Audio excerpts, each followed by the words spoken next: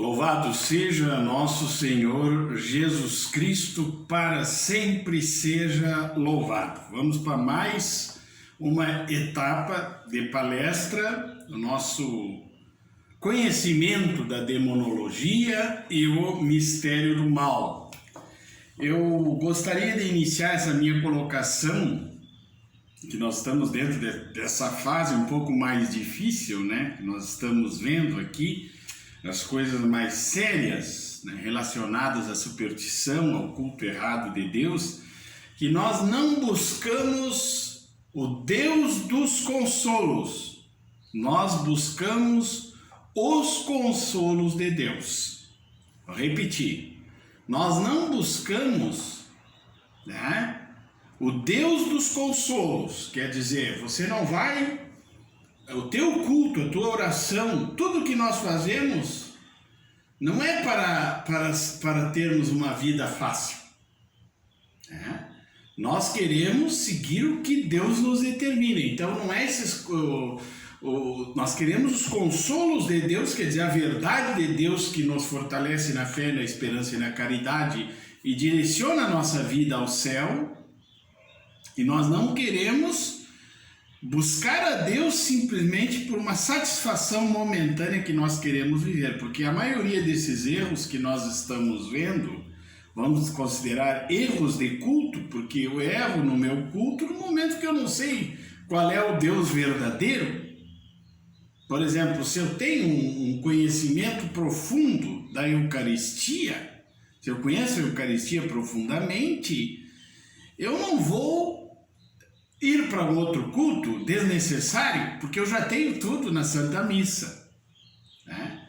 Por isso que vocês viram que nós temos aí a explicação dos sacramentos, que são a graça de Deus por excelência, a atuação da graça de Deus por excelência no meio de nós. E o demônio, ele é um irônico, ele gosta de fazer maquiagem, por isso que existe a missa negra, por isso que é a profanação da hóstia consagrada, esse tipo de coisa aí que ele gosta de fazer.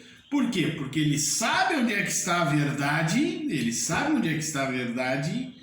e acha que nós devemos nos desviar dessa verdade que é Cristo. Então nós não buscamos o Deus dos consolos, nós buscamos os consolos de Deus, a verdade de Cristo, que é a garantia da nossa salvação. Então a superstição é o desvio do sentimento religioso e das práticas que esse impõe. É um culto indevido a Deus de forma superficial, contrária ao verdadeiro. A superstição ela é ilícita, indecente, contrária à igreja.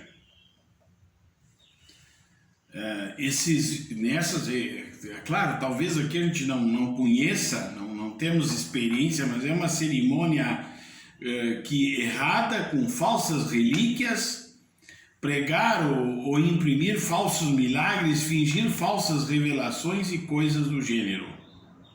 Então, a superstição, ela é uma idolatria, é uma vã observância, um culto vão, arte notória de Satanás que faz, o culto da cura, por isso que eu falava, só queremos os consolos, né? Queremos o Deus dos consolos e não os consolos de Deus.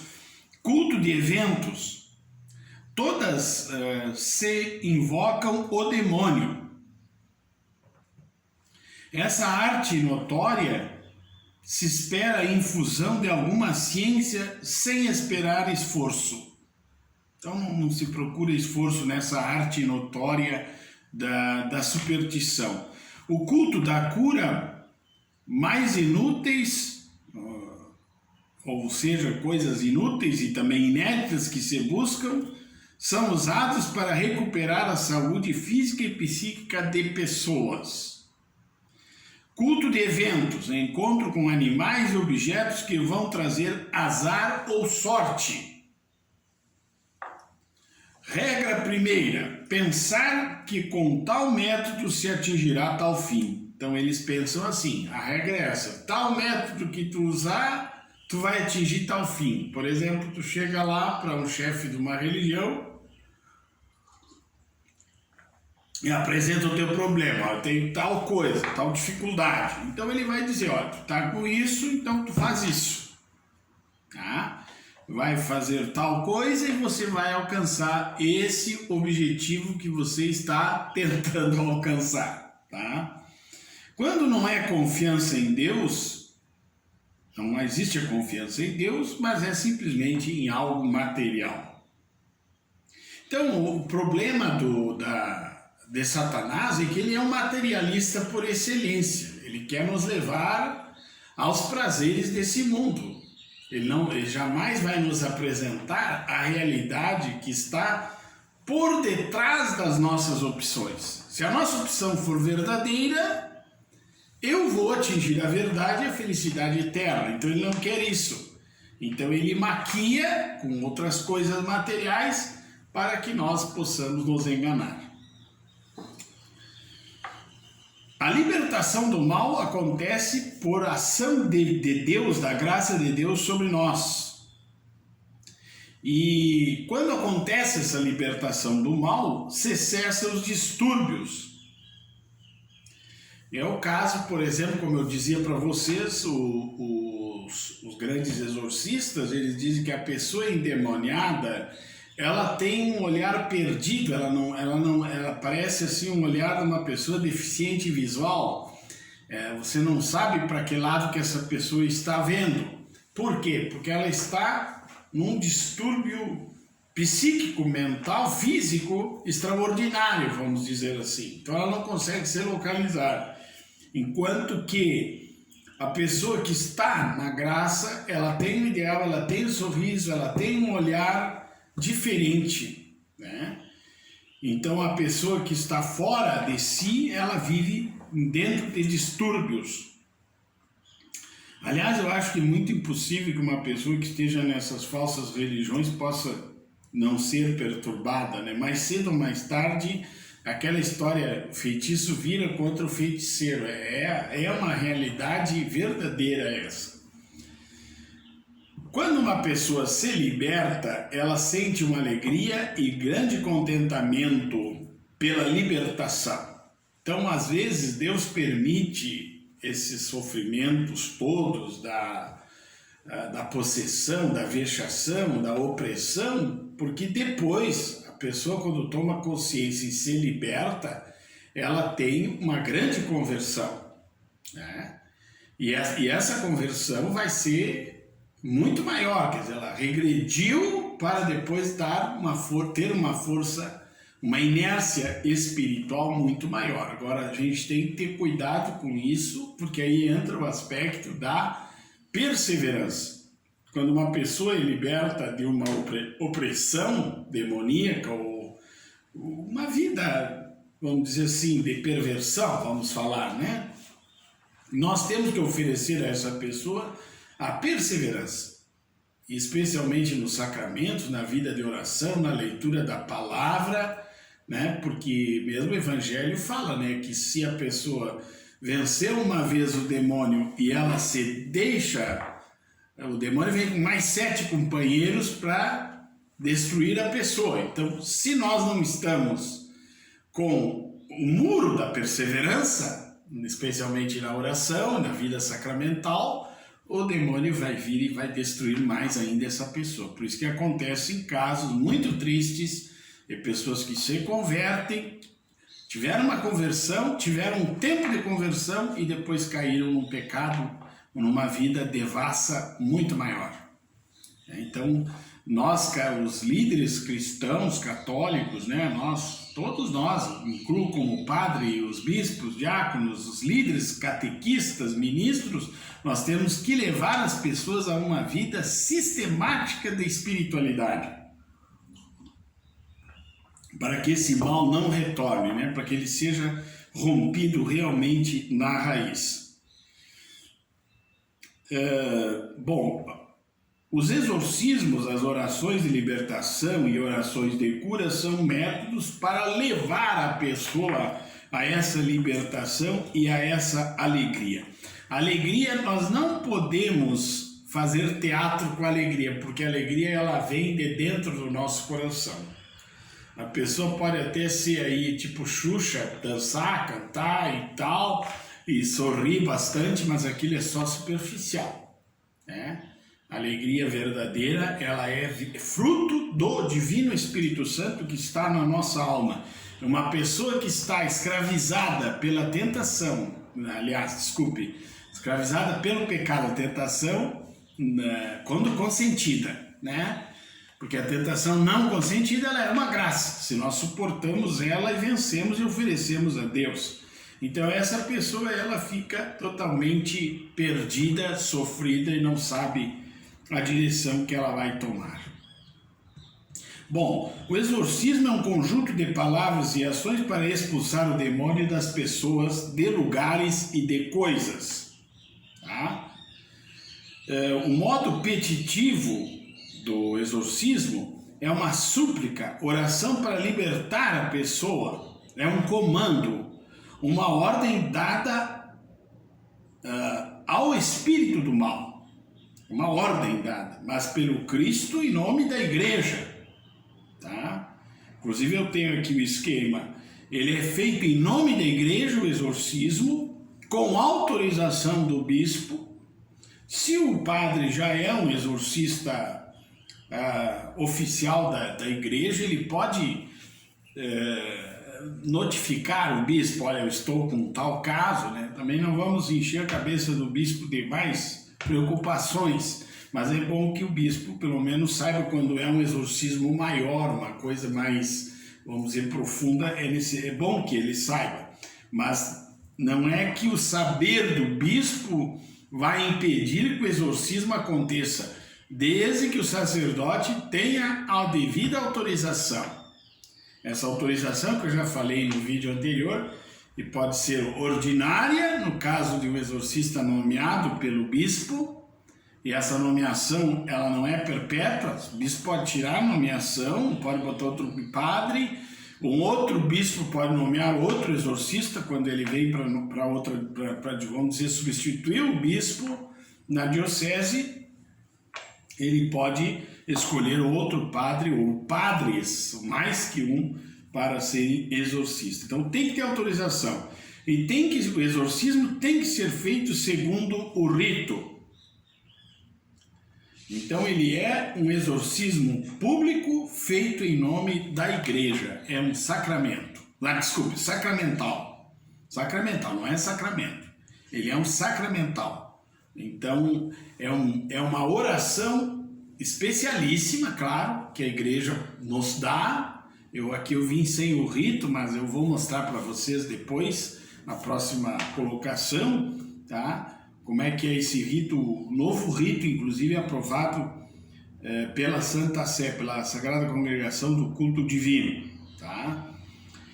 Por que a gente diz que o exorcismo é público? Não quer dizer que eu vou levar a pessoa possessa para o meio da praça e fazer lá o exorcismo, não é isso. É porque é um ato da igreja, tá? É um gesto de bondade da igreja, tá? Em favor da pessoa que está possessa. Mas existe também os exorcismos privados, que são praticamente proibidos, tá? Pode dar certo como pode dar errado. Porque exorcismo privado é assim, uma pessoa sem autorização, pode ser sacerdote ou não, ela vai lá e luta com o demônio para que o demônio saia daquela pessoa, né? Existem as orações de cura e libertação, especialmente dentro da renovação carismática, né? Pessoas que têm muita oração, muita penitência, se direcionam a libertar as pessoas e que alcançam essa graça, tá? Mas não é recomendado nunca, quando, por exemplo, nós percebemos que uma pessoa está endemoniada, vamos dizer assim, tá? Possessa pelo demônio, que um leigo ou um padre desautorizado vá lá fazer a oração, porque pode ter consequências ruins para essa pessoa, tá? Então não é aconselhado, aqui inclusive os professores disseram que é mesmo que dar a cara a tapa ao demônio, porque aí ele pode fazer coisas até piores com essa pessoa que deve estar em estado de graça e com muito amor no coração. Que eu não posso, o sacerdote autorizado pela igreja, ele até pode não estar em estado de graça, mas na missão dele, ele pode tirar o demônio da pessoa, porque ele é autorizado e ele age ex opere operato em nome de Jesus Cristo, não tem conversa, a graça acontece, né? Se eu vou benzer uma água, me traz uma água aqui, eu abençoo esta água, independente da minha vida moral, essa bênção acontece, como também a consagração eucarística, né? Isso é bem sabido por nós. Agora, nenhum, vamos dizer, especialista, nenhum padre especialista nessa área aconselha que um leigo faça a oração sobre uma pessoa, aliás, direta, né? Uma oração direta pelo endemoniado, colocar a mão na cabeça do endemoniado, esse tipo de coisa. Uma também, que o demônio ele é farsante, né? O demônio ele é um mentiroso por excelência. Então ele pode estar usando um teatro para prejudicar não só a pessoa que está possessa, como alguém que busca santidade naquele ambiente. Entende? Para pôr em risco a santidade de alguém. Isso acontecia muitas vezes com o Padre Pio, né? Que na realidade o demônio, ele não só queria atingir o Padre Pio, quando ele perseguia, que ele batia e fazia as vexações, não. Ele queria que as pessoas que supostamente viriam para a Santa Missa, que era, me parece que era 5 horas da manhã que eles celebravam, que aquelas pessoas queriam se converter, o demônio não queria, então ele maltratava o Padre Pio. Então isso pode acontecer assim, eu tenho uma pessoa com características de possessão e eu vou rezar por ela. É perigoso porque pode ser que o demônio queira na realidade me atingir. Ele pode usar disfarces e mentiras e coisa para poder iludir. Tanto que no exorcismo, por exemplo, é bom que o sacerdote nem dialogue com o demônio, né? Nós não temos que dialogar, nós temos que maltratar ele com a água benta, com as orações em nome da igreja. Ele tem que sentir o sofrimento da besteira que ele fez por não ter optado por Jesus Cristo. O nome de Nossa Senhora, de São Miguel Arcanjo, Padre Pio, né? E começar assim. O demônio várias vezes tem chamado de velho o Padre Pio, né? Aquele velho, né? Porque ele usa sistemas irônicos. E se o demônio diz nome para o exorcista, ou quer dizer que o exorcista não presta, ele não tem direito de fazer isso, e começa a dizer nomes e tentando atacar o lado moral do exorcista, que se o exorcista estiver com os auxiliares leigos na hora da oração, eles devem estar prevenidos que aquilo tudo é uma raiva que o demônio tem do ministério, do sacerdote, e que ele põe para fora nesse sentido para desvalorizar a vida do sacerdote. É interessante isso também, que nos leigos isso acontece. Quando uma pessoa não quer se converter, ela coloca as falhas que o sacerdote, que os bispos cometem. Normalmente assim, quer dizer, eu não quero mudar de vida, então eu ponho as falhas, aquele padre é assim, aquela irmã é assim, por que eu vou mudar? Os representantes da igreja agem dessa maneira, por que eu vou mudar? E o demônio ele tenta fazer isso também, quando ele está sendo forçado a sair de uma pessoa. Aqui a coisa já começa a ficar um pouquinho mais complicada, mais forte, né? Bom, para acontecer o exorcismo público, que é esse sacramental, nós temos um ministro idôneo que realiza o exorcismo segundo os ritos aprovados pela igreja. com a intenção de fazer aquilo que faz a igreja. Então, por exemplo, não é assim o padre Giribone, então eu quero ser um exorcista famoso, eu quero ser um exorcista famoso, cheio de medalha de congratulations, né? Não pode. Em primeiro lugar, porque nós temos que ser humildes em tudo, né? Mas mais ainda para tratar com o demônio.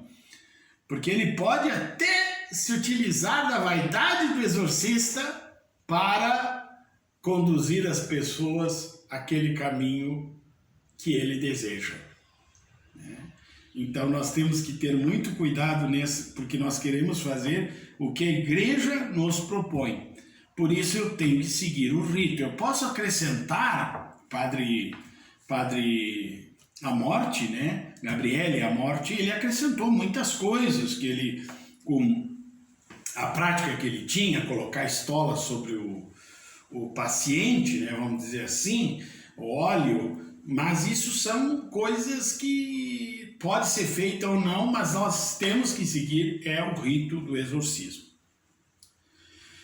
Todos nós, existe também um antigo rito em latim e também em vernáculo, não há proibição de que esse rito antigo seja usado, quer dizer, o próprio Gabriele Amorte nunca usou o rito novo, ele usava somente o rito antigo.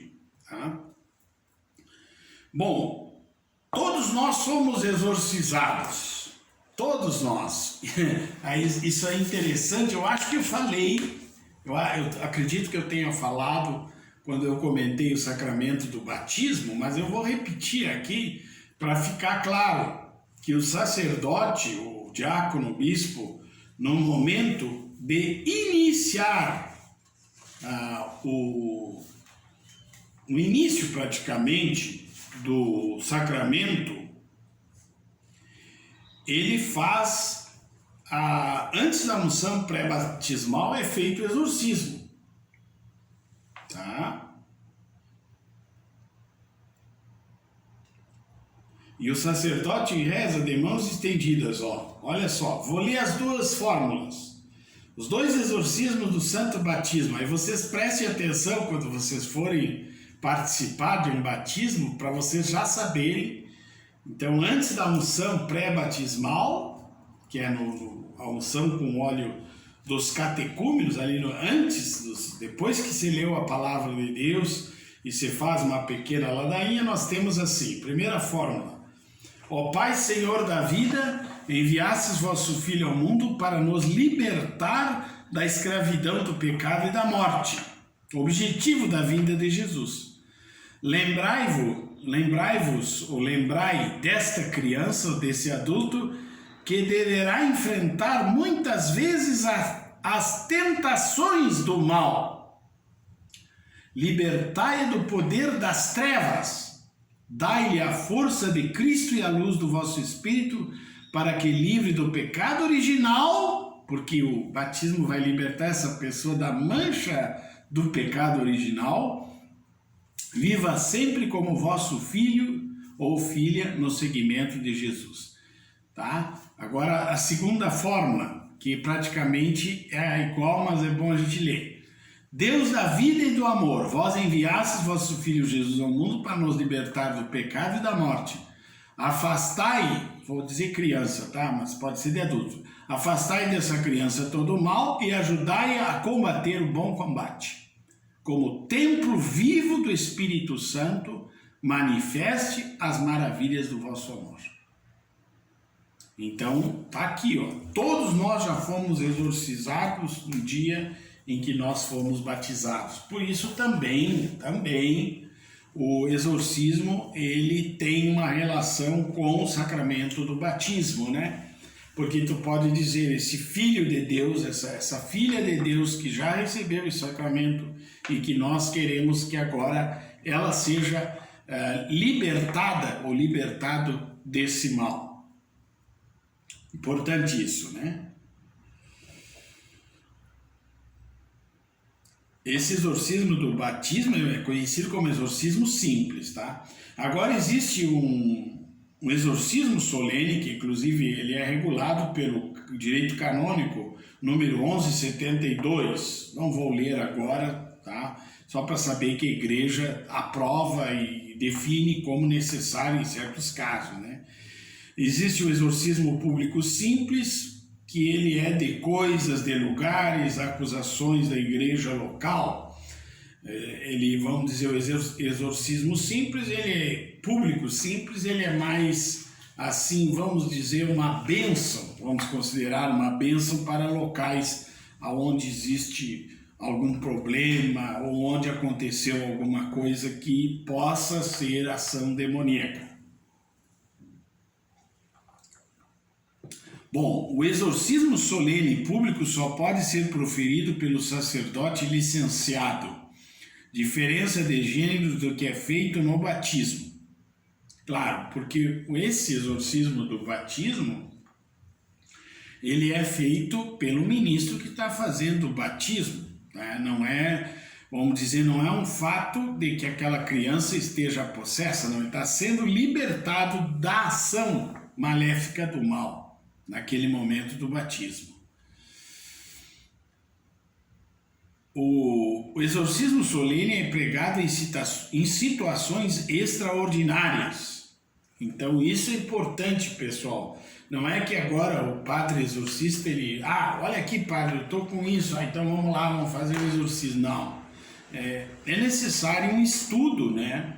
Inclusive é bom que o exorcista tenha pessoas especializadas nessa área psíquica e psiquiátrica, para que ele possa entender melhor o caso de possessão, ou possível possessão, porque sempre a gente diz isso, uma possível possessão demoníaca, porque são raras as possessões, né? Não é uma coisa assim corriqueira.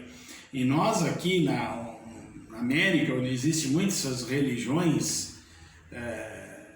essas religiões que lidam com o poder do mal, invocam o mal, há muita autossugestão e também a pessoa ela faz as coisas de forma automática. Então, às vezes, não é uma ação demoníaca indireta. Isso sim, porque se você está numa religião dessa, você está abrindo a guarda para o demônio fazer miséria na tua vida. Mas ela não quer dizer que ela tenha, então, essa possessão. Então nós temos que ter pessoas que nos acompanhem, especializados. Sempre as coisas de Deus, pessoal, o segredo é a humildade. Nós temos que ser humildes para não errarmos, né?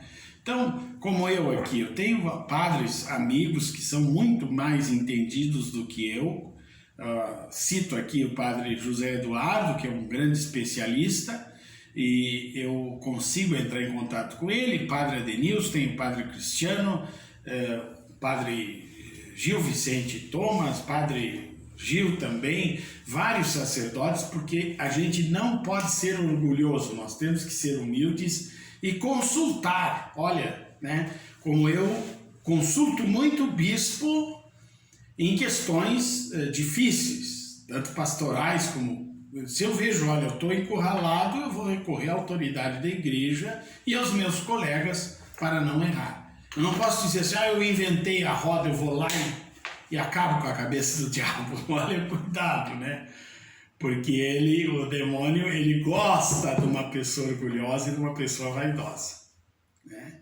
Aliás, essa falta de perseverança que nós analisamos antes, que eu comentava no início desse vídeo, ela vem muito por causa da vaidade e eu diria, da autossuficiência, porque a pessoa acha assim, eu posso, eu faço, e aí então o demônio não deixa que aconteça nada, né? E é perigoso a gente cair na tentação de soberba.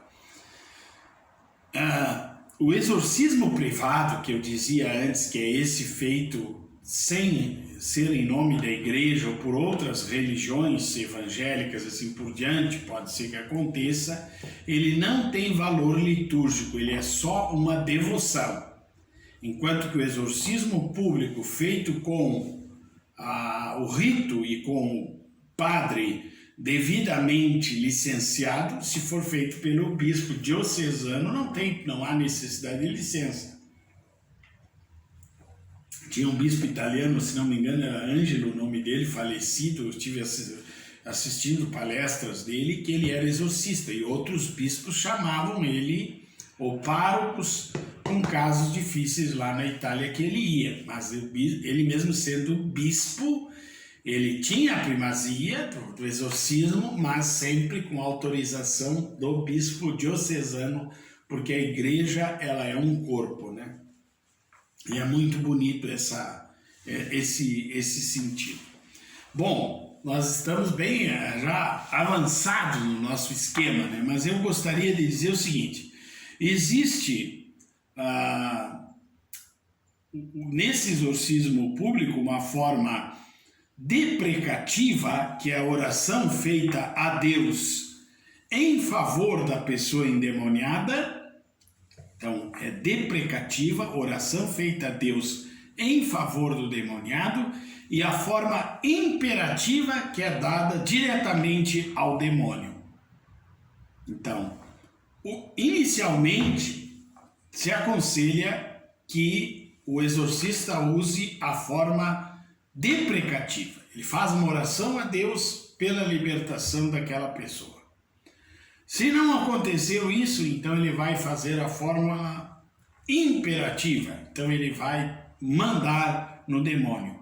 Porque se na primeira parte, na deprecativa, o demônio desiste da pessoa e vai embora, no caso, então já não há necessidade de fazer a oração imperativa, que é aquela em que o exorcista manda no demônio em nome de Jesus.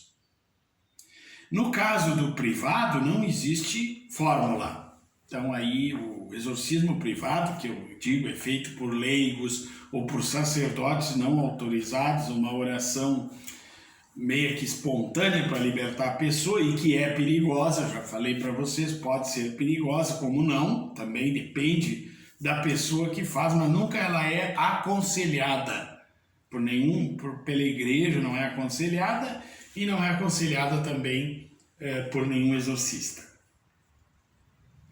Bom, as orações de libertação que nós temos dentro da renovação carismática e em algumas outras religiões cristãs, né, existe uma abundante literatura.